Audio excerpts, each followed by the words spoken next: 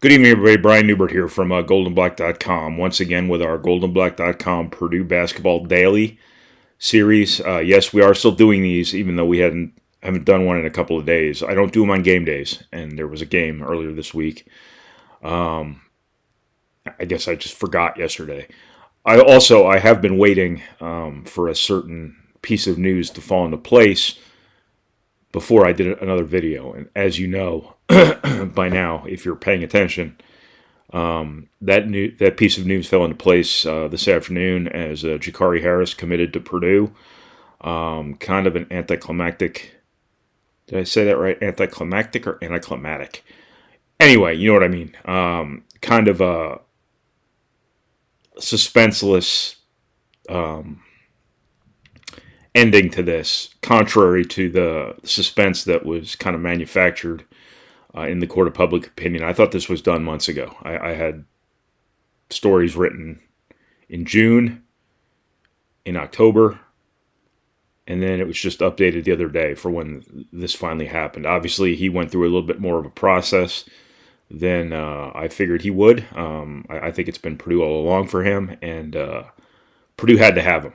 So I'm just going to use this little video here to talk about Gicarri Harris. I know I talked about him last week on the signing day edition of this little series because I can't stop talking. But I'll go a little more in depth on him here. As I've said many times, this was the guy Purdue had to have. And the reason I say that is because for exactly the same way I'm kind of framing Lance Jones with Purdue right now, in terms of him being the perfect recruit at the perfect time for Purdue, I think Gicarri Harris checks a lot of those same boxes. That he's not the same player as Lance Jones. I almost called him Landon Johnson. That's a deep cut from Purdue football back in the 90s, early 2000s. Anyway, no, I think Gicarri Harris is a big physical guard with a real defensive mentality, and I think that's something Purdue's got to get back to from a approach standpoint. And I think he's as good as it gets in that regard that you're going to find in terms of high school kids ready to come to college, ready to defend. I think he's got a chance to be a very good defender.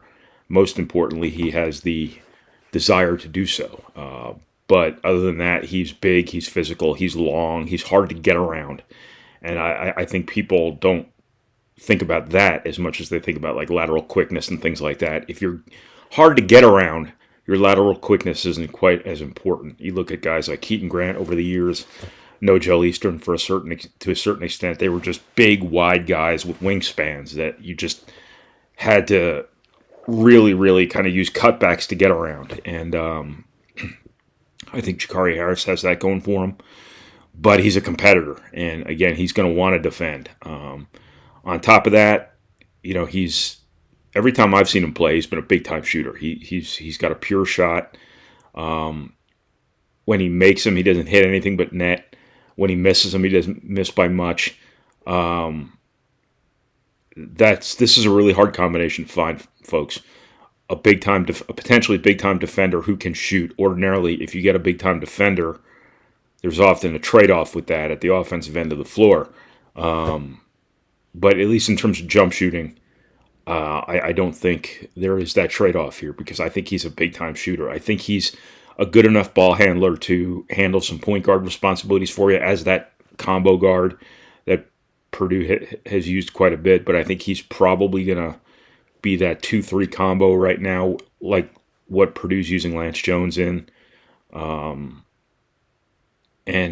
just give Purdue that additional second ball handler or third ball handler, depending on who else is out there, that is becoming so valuable in college basketball nowadays and has really, really helped Purdue this year, having Lance Jones. The more ball handlers you have on the floor, the harder it is to put pressure on a team, and you're seeing the benefits of it right now, I think. And, you know, Purdue really, really needed ball handlers in this class. They get Gicarri Harris, they get C.J. Cox. And as I mentioned in the prior video, you are now 6 for 6 in terms of the guys you've signed, in terms of players who can shoot. Positionally, purely, whatever it might be, they are capable shooters, And that is a really hard thing to do. Signing 6 guys, all of whom can shoot threes, some better than others. But when one of those guys is 7'3", and you signed him, and another guy is 6'11", you signed him, and those guys can shoot threes, you have a really, really promising core of shooters coming in, because you're going to get shooting from positions where you don't normally expect shooting, but also shooting from the positions where you do expect shooting. You got Jack Benner too.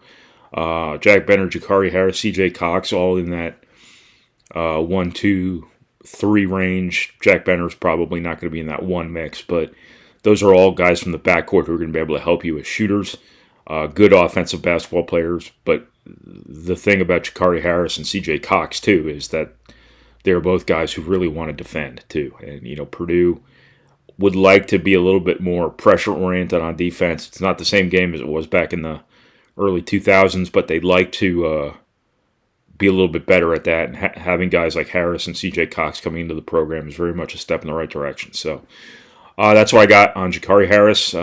As I said, this was the guy Purdue needed, and in the end, ultimately, I don't know if there generally was a second choice. I know Georgia Tech made a run at him. He did right by the local school and gave them every opportunity, and that's it. He's on his way to Purdue. So thanks, everybody. We'll have more on our site about this. Hopefully I'll be able to get Gicarri Harris for a quick video interview here at some point, and I'll get a story or something up on the entire class now that the entire class is in place.